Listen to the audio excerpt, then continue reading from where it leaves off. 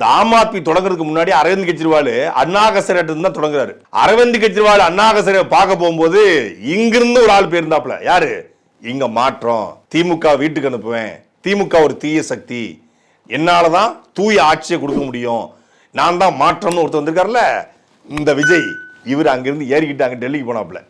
போய் அரவிந்த் கெஜ்ரிவால் பார்த்து வந்தாரு. ஊழல் ஒழிப்பு அப்படிங்கிற ஒரே ஒரு கோட்பாட்டை மட்டும் வச்சுக்கிட்டு அரவிந்த் கெஜ்ரிவால் அங்க கட்சி ஆரம்பிச்சது போல இவரும் அந்த விதையிலிருந்து தான் இந்த கட்சியை தொடங்கியிருக்காரு.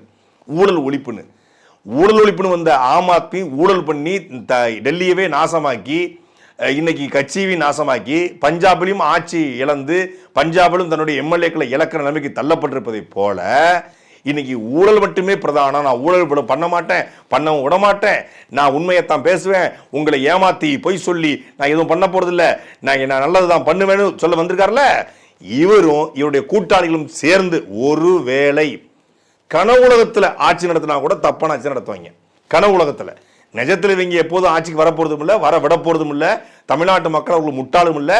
சில முட்டாள் தற்குறிகள், சில படித்த தற்குறிகள் இந்த அடிப்படை அரசியல் புரிதல் என்னன்னு தெரியாம, அரசியல்லாம் என்னன்னு தெரியாம FTFS ஃபர்ஸ்ட் ஷோக்கு போய் படத்தை பார்க்கறது போல விஜய் சொல்லிட்டாரு ஓட்டு போடுவோம், விஜய் சொல்லிட்டாரு படம் பார்க்க வந்தோம், விஜய் படம் டீசர் வந்திருக்கு படம் பார்க்க வந்தோம், விஜய் மேடையில் பேசினாரு ஓட்டு போட வந்திருக்கிறோம், வேற எதுவுமே தெரியாது.